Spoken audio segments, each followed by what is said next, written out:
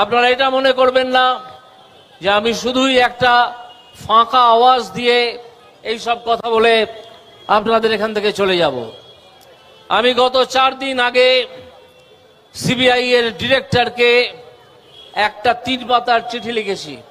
3 পাতার চিঠি লিখে আমি টাইম লাইনটা দেখিয়েছি যে কোন সময় মৃত্যু, কোন সময় মৃতদেহ দেখা গেল, কোন সময় মৃতদেহকে বাবা মাকে দেখতে দেওয়া হলো, তারপর কি কি হলো এবং কত দ্রুত পুলিশ নিয়ে গিয়ে সেই মৃতদেহ পুড়িয়ে দিল। মমতা ব্যানার্জির প্রয়োজন ছিল সেই মৃতদেহ অতি দ্রুত পুড়িয়ে দেওয়ার, তা না হলে এত দ্রুত কোনো মৃতদেহ পোড়ানো হয় না এবং এইসব ক্ষেত্রে দ্বিতীয়বার পোস্টমর্টেম হয়। মমতা ব্যানার্জির নির্দেশেই মৃতদেহ পুড়িয়ে দেওয়া হয়েছিল এবং দ্বিতীয়বার পোস্টমর্টেম করার কোনো চিহ্ন, কোনো প্রশ্ন, কোনো সুযোগ আর রাখা হয়নি।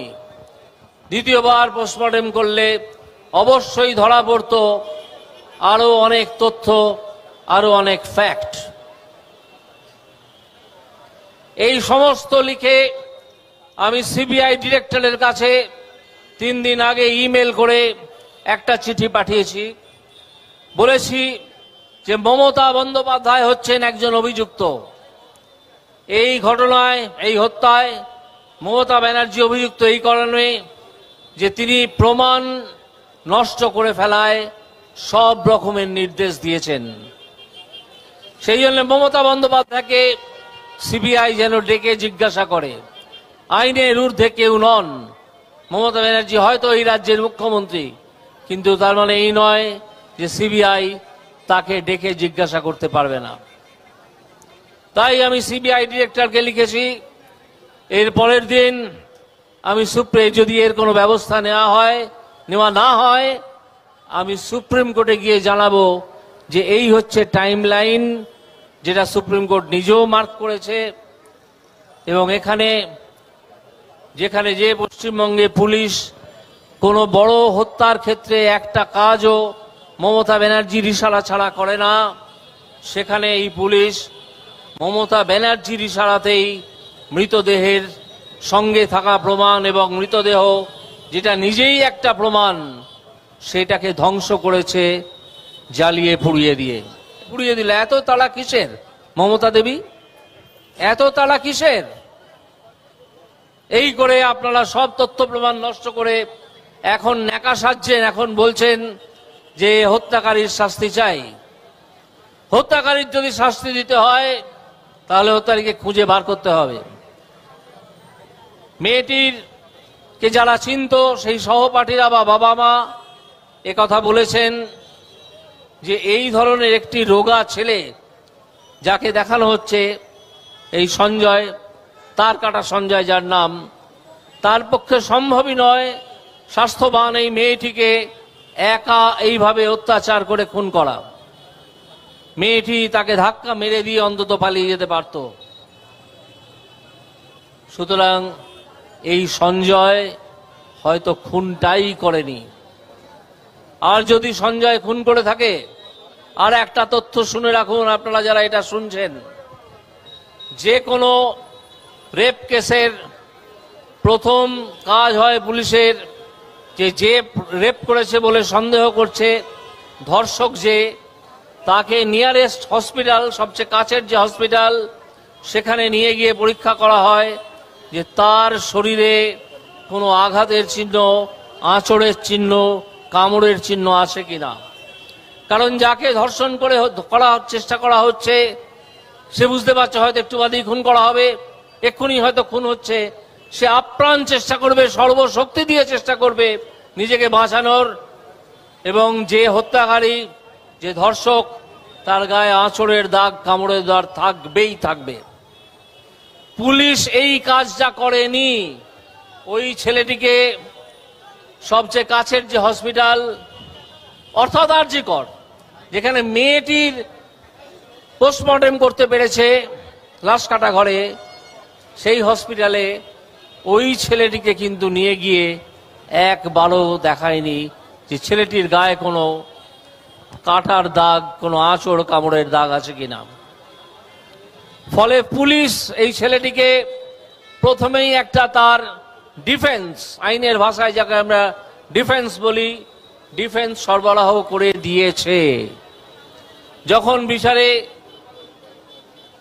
জেরা চলবে তখন এই ছেলেটির উকিল সহজেই বলবে যে হুজুর, এই যদি ধর্ষক হবে এবং হত্যাকারী হবে তাহলে এর গায়ে তো অন্তত একটা কাটার দাগও থাকবে, একটা ছেঁড়ার দাগও তো থাকবে, একটা কামড়ের দাগও তো থাকবে। কোথায়? পুলিশ তো সেসব কিচ্ছু করেনি। পুলিশের রিপোর্ট কোথায়? পুলিশ কিছুই করেনি। আর মমতা ব্যানার্জি বলছেন ধর্ষকের শাস্তি চাই।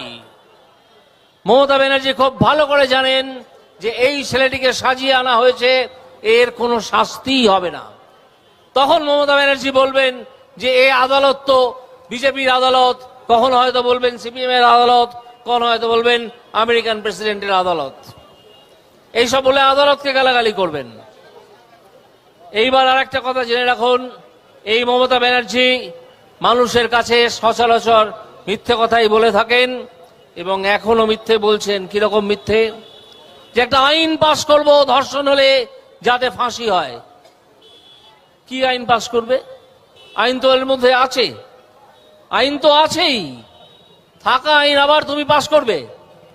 এই সব ঢপকেত্তন তুমি আর মানুষকে বলো না, মানুষ বুঝে গেছে।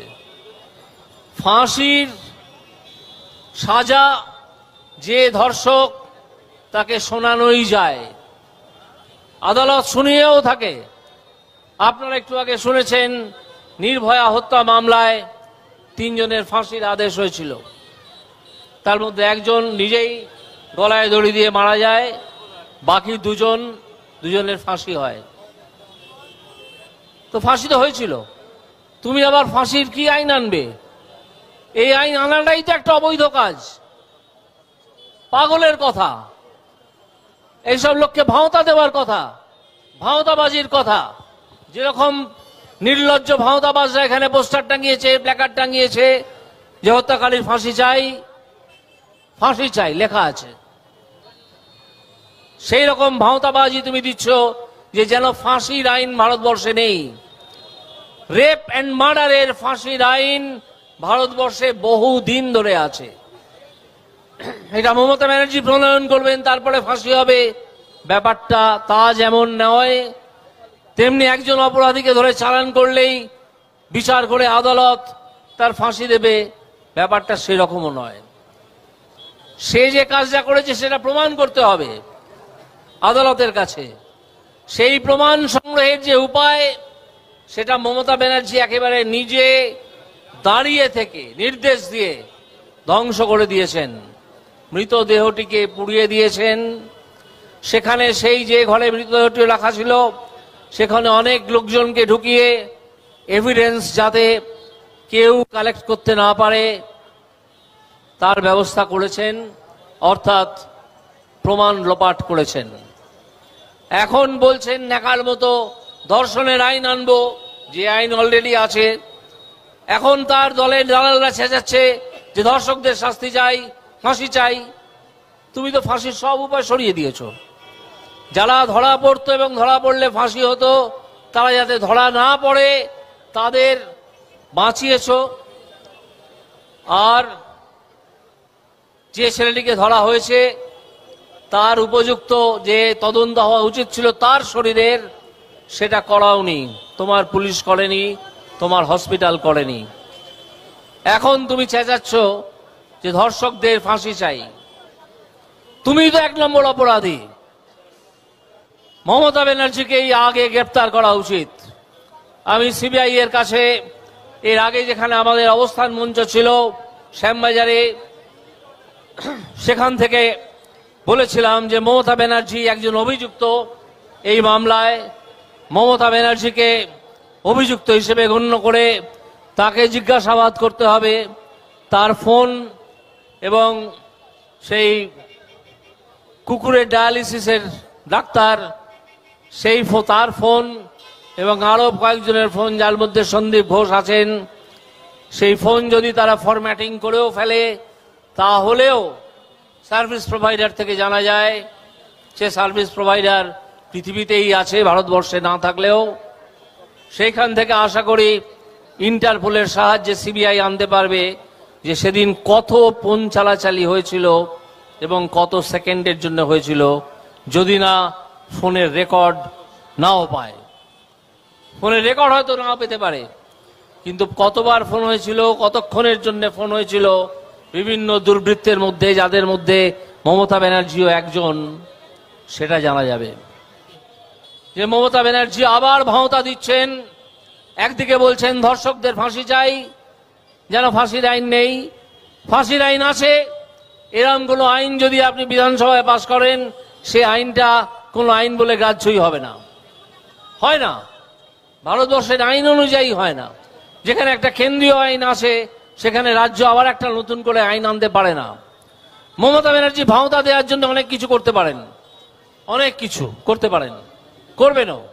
ভাঁওতা যেমন দিচ্ছেন তেমন দেবেন, কিন্তু ওই আইনকে তিনি টেকাতে পারবেন না। খুব ভালো করে তিনি সেটা জানেন। তার আইনি পরামর্শদাতারা এত মূর্খ নয় যে তাকে বলবেন যে না না আপনি আইন আনুন, তবে হত্যা, তবে ধর্ষণে ফাঁসি হবে, এরকম নয়। দ্বিতীয়ত, আপনি নিজে একজন অভিযুক্ত, আপনি তথ্য প্রমাণ লোপ করেছেন, আপনাকে এক্ষুনি জিজ্ঞাসাবাদ করা উচিত বলে আমি মনে করছি এবং সিবিআইকে অনুরোধ করছি বা সিবিআইয়ের কাছে দাবি জানাচ্ছি যে এই মমতা ব্যানার্জিকে এখনই জিজ্ঞাসাবাদ শুরু করা হোক, না হলে আমাকে হয়তো সুপ্রিম কোর্ট গিয়ে সেই আদেশের জন্য প্রার্থনা করতে হবে যে মমতা ব্যানার্জি যাতে জিজ্ঞাসাবাদের মুখোমুখি হন। এই বলে আমি আমার বক্তব্য শেষ করছি।